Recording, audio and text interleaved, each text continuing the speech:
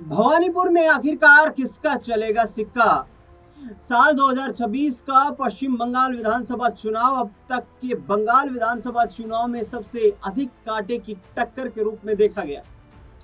इस चुनाव में इस बार सीधी टक्कर सत्ताधारी टीएमसी और बीजेपी के बीच आमने सामने देखने को मिली। इस चुनाव में भारतीय जनता पार्टी के तमाम नेता ये दावे करते हुए नजर आ रहे हैं कि ममता बनर्जी की 15 साल पुरानी सरकार को उखाड़कर अब बीजेपी पहली बार बंगाल में सरकार बनाने जा रही है, जबकि टीएमसी में काफी उत्साह है कि वो इस बार पिछले 3 बार की तरह ही जीत का चौका लगाने जा रहे हैं। नतीजे 4 मई को सामने आएंगे, लेकिन आपको बताते हैं बंगाल की सबसे हॉट सीट भवानीपुर के एग्जिट पोल और जीत की संभावना के बारे में, जहां पर कौन बाजी मार सकता है। अब भवानीपुर में हुई रिकॉर्ड वोटिंग। भवानीपुर सीट पर इस बार यानी 2026 में रिकॉर्ड वोटिंग देखने को मिली है। इस सीट पर ममता बनर्जी को हराने के लिए एक बार फिर से शुभेंदु अधिकारी पर बीजेपी ने अपना दांव खेला है।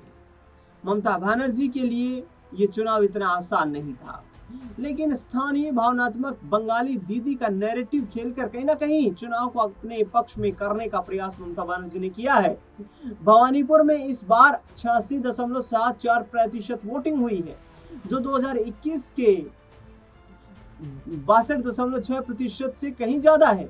यानी कि 2021 की तुलना में 2026 में वोटिंग प्रतिशत में लगभग 24% का उछाल देखने को मिला। ममता बनर्जी के लिए भवानीपुर ही आखिरकार क्यों? ममता बनर्जी ने अपनी बात रखते हुए कहा कि भवानीपुर उनकी अपनी जगह है। उन्होंने ये साफ किया कि भले ही उन्होंने नंदीग्राम से चुनाव लड़ा हो, लेकिन भवानीपुर उनके दिल के करीब रहा है। यह सीट ममता बनर्जी की राजनीतिक पहचान से जुड़ी हुई है, क्योंकि वे 2011 और 2016 में यहां से जीत दर्ज करती रही। 2021 में उपचुनाव में रिकॉर्ड मार्जिन से जीतकर मुख्यमंत्री पद बरकरार रखा। 2021 में नंदीग्राम हारने के बाद उन्होंने उपचुनाव में सीट को 58,000 से ज्यादा वोटों से जीत हासिल की थी। यहाँ की बंगाली, पंजाबी, गुजराती और मारवाड़ी समुदाय की मिश्रित आबादी ने हमेशा दीदी पर भरोसा जताया है। मुख्यमंत्री के रूप में चुनाव जीतना जरूरी है, अगर कहीं हार गई तो पद पर खतरा हो सकता है। भवानीपुर चुनकर ममता ने डिफेंसिव और सुरक्षित रणनीति अपनाई है।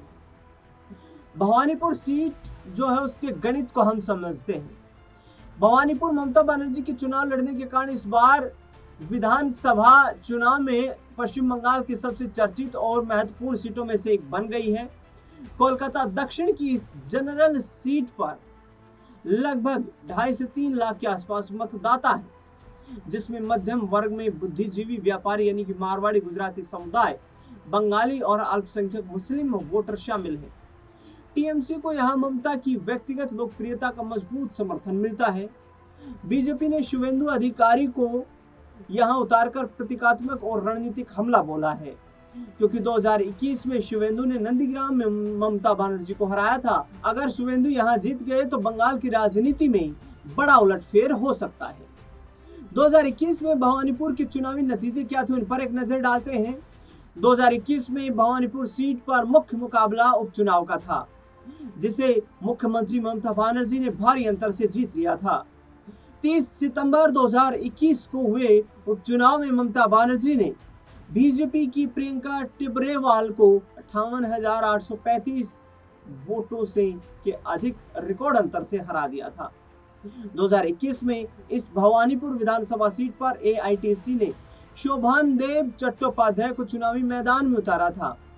चुनावी नतीजों में उन्होंने 73,505 वोट हासिल किए, जो कुल वोटों का 58.4% था। बीजेपी कैंडिडेट रुद्रनेल घोष को 44,786 वोट मिले, जो दूसरे नंबर पर रहे, और उन्होंने 35.6% वोट हासिल किया, जो इस बात को दर्शाता है कि भवानीपुर टीएमसी के लिए सिर्फ एक सेफ सीट ही नहीं रही है, बल्कि दिलचस्प आंकड़ा यह है कि 2021 में बीजेपी और टीएमसी की तरफ से ऐसे 2 चेहरे चुनावी मैदान में थे जिनका बहुत मजबूत सियासी कद नहीं था, यानी कि बहुचर्चित चेहरे वो नहीं थे, लेकिन इसके बावजूद अब भवानीपुर में टीएमसी को 2021 में विधानसभा चुनाव में बीजेपी से जो 20% अधिक वोट प्राप्त हुआ, कहीं ना कहीं कोशिश ये है बीजेपी की तरफ से कि उस 20% वोट को पाटने का काम किया जाए। फिर भवानीपुर में हुई एंट्री 2021 में भवानीपुर सीट पर मुख्य मुकाबला उपचुनाव का था, जिसे मुख्यमंत्री ममता बनर्जी ने भारी अंतर से जीता था। 30 सितंबर 2021 को हुए उपचुनाव में ममता बनर्जी ने बीजेपी की प्रियंका टिबेरवाल को 58,835 वोटों से अधिक रिकॉर्ड अंतर से हराया। ममता बनर्जी की पार्टी टीएमसी को 84,703 वोट मिले। वहीं भाजपा की तरफ से प्रियंका टिबेरवाल ने 26,320 वोट हासिल किया। वहीं सीपीआईएम के कोटे में श्रीजीव विश्वास को 4,000 से कम ही वोट मिल पाए। ये सीट शोभनदेव चट्टोपाध्याय द्वारा इस्तीफे के बाद खाली हुई थी, जिन्होंने अप्रैल 2021 के मुख्य चुनाव में यहां से जीत दर्ज की थी। ममता बनर्जी ने नंदीग्राम में हार के बाद इस सीट पर चुनाव लड़कर अपने मुख्यमंत्री के रूप में अपनी स्थिति को बरकरार रखा। लेकिन अब आखिरकार पश्चिम बंगाल में रिकॉर्ड मतदान हुआ है, भवानीपुर विधानसभा सीट पर भी और पूरे पश्चिम बंगाल में भी। क्या यह रिकॉर्ड मतदान बदलाव का संकेत है या ममता बनर्जी की टीम से अधिक मजबूती से आ रही है? क्योंकि इस चुनाव में हमने देखा, इस पूरे चुनाव में हमने देखा कि भाजपा ने जहां हिंदू वोट पर अपना ध्यान केंद्रित किया, हिंदू वोट बैंक को निशाना बना करके चुनाव प्रचार किया, ममता बनर्जी पर हिंदू विरोधी बताने के उन्होंने इस तरीके की रैलियां निकाली, इस तरीके के बयानबाजियां की, जिससे कि हिंदू वोट को कंसोलिडेट किया जा सके। अब ये जो रिकॉर्ड मतदान हुआ है, इसको इस तरीके से देखा जा सकता है। बिहार में भी रिकॉर्ड मतदान हुआ था। कहा यह जा रहा था कि क्या ये सत्ता परिवर्तन की लहर है या फिर एक बार भारी मेजोरिटी के साथ नीतीश कुमार और एनडीए की सरकार वहां पर बन रही है।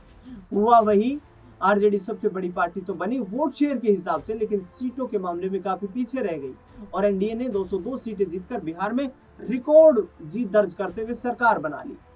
अब पश्चिम बंगाल के परिप्रेक्ष्य में देखा जाए तो बीजेपी के पास ममता बनर्जी को टक्कर देने के लिए उन्हीं के कैडर का शुभेंदु अधिकारी टीएमसी से बीजेपी में आए, यानी कि बीजेपी हाईकमान उन्हीं के कैडर का, यानी कि बीजेपी का ही कोई इतना बड़ा चेहरा पश्चिम बंगाल में खड़ा नहीं कर पाया जो ममता बनर्जी से सीधे आंख में आंख मिलाकर उन्हें टक्कर दे सके। तो ये कहीं ना कहीं प्लस पॉइंट हो सकता है ममता बनर्जी के लिए।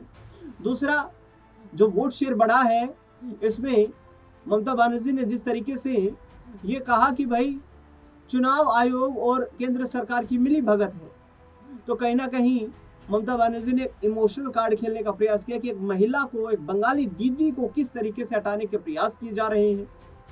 और इसी आधार पर देखा गया कि दूसरे प्रदेशों से भी लाखों की संख्या में वोटर जो हैं वो बंगाल में आए और उन्होंने अपने वोट का इस्तेमाल किया।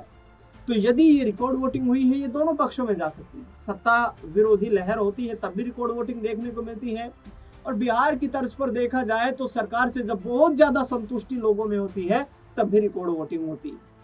तो ये दोनों कारण यहाँ पर दिखाई दे रहे हैं। अब 4 मई को जब पर्दा उठेगा तो ये तस्वीर साफ हो पाएगी कि आखिरकार भवानीपुर समेत पूरे पश्चिम बंगाल में किसकी सरकार बन रही है। ज्यादातर एग्जिट पोल्स इस बार परिवर्तन की उम्मीद जता रहे हैं, परिवर्तन के आंकड़े दिखा रहे हैं। क्या वाकई ऐसा होगा? आपको क्या लगता है? हमें कमेंट बॉक्स में बताना बिल्कुल भी ना भूलें।